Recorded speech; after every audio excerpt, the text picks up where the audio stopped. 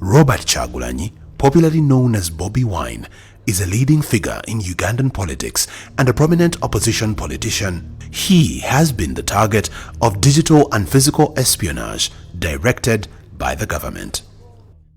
This is yet another piece of evidence of a regime that is scared of voices of dissent and is intending to crack down on opposition regardless of what laws and freedoms they violate.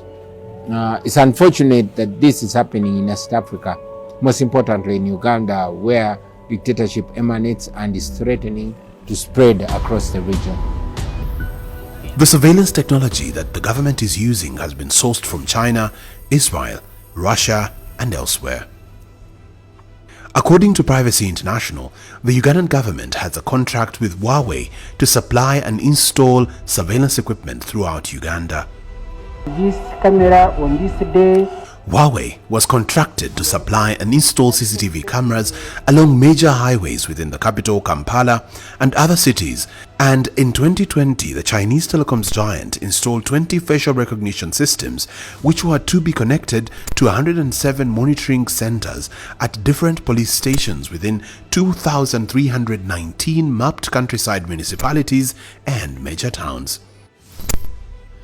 This is only one documented instance of how the technology, ostensibly acquired and deployed with the stated aim of protecting citizens, is being used to track and surveil them instead.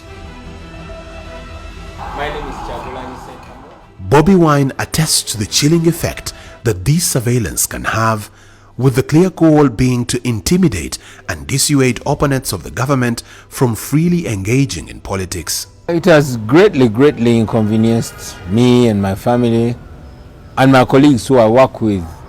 For example, imagine back at home, there are rooms that we don't use anymore where we have cameras that are looking through the windows. The windows we don't open anymore. There are places around our house where we don't feel comfortable being anymore because we have cameras looking directly into our fence. It's a violation of our privacy. But what do you do when impunity is the order of the day? So we just try to adjust accordingly to be as discreet and as indirect and as unpredictable as can be.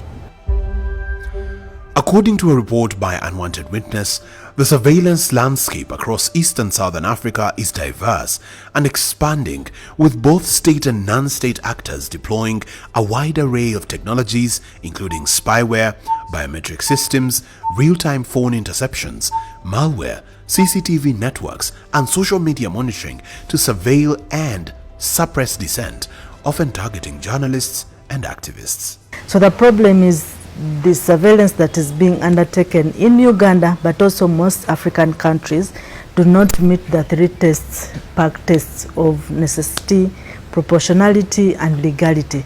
So there is broader surveillance that is being taken, and it's a problem to human rights. It's a problem for the enjoyment of the right to privacy. It's a problem to free expression. It has also become a big problem when it comes to freedom of association. This report further details the different external players and companies that supply this technology to the government for surveillance using artificial intelligence and facial recognition to identify people and track their locations.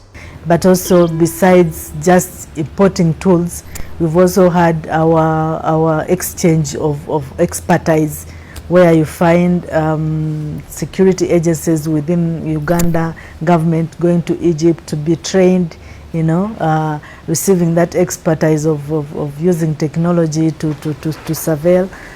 We've had also trainings going on in China, you know, but also the hands-on inside. We have Chinese in Uganda, how itself is in Uganda. So they do also support, like give hands-on when it comes to targeted surveillance. For close to 7 months, Ukweli Africa teamed up with Africa Uncensored to look into the silent war on state surveillance in Uganda and elsewhere in Africa.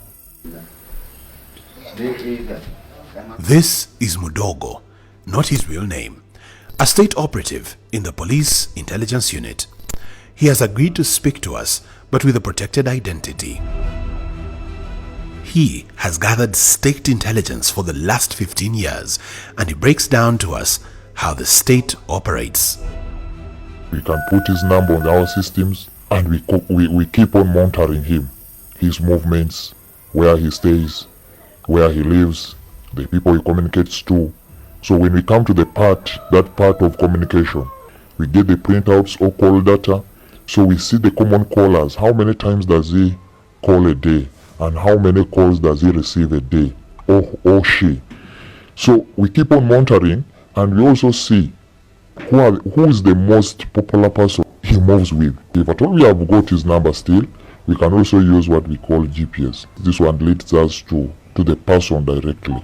One surveillance tool that the Ugandan government is using is FinFisher, also known as FinSpy, built by the Gamma Group, a British company that says it sells monitoring software to governments solely for criminal investigations. Privacy International found that the government of Uganda used this powerful invasive malware tool to spy on domestic political opponents and critics by phone tapping, intercepting communications, and manipulating how devices communicate and share data. The Kampala regime has also been accused of using Pegasus, sold by the Israeli NSO group, to spy on journalists and US diplomats based in the country. It has been Hawaii, which has been a close ally of government when it comes to surveillance, but also Hawaii is the biggest known. But then if you look at the spyware side, we have NSO. Pegasus is particularly invasive and can be installed through SMS, WhatsApp, iMessage, and also by zero-click, where malicious actors gain access to a device without any user interaction, such as sending them a link to click or an attachment to open. When installed on any device, it harvests SMS messages and emails, accesses photos and videos, accesses the user's contacts, listens to and records phone calls, and remotely activates a phone's camera.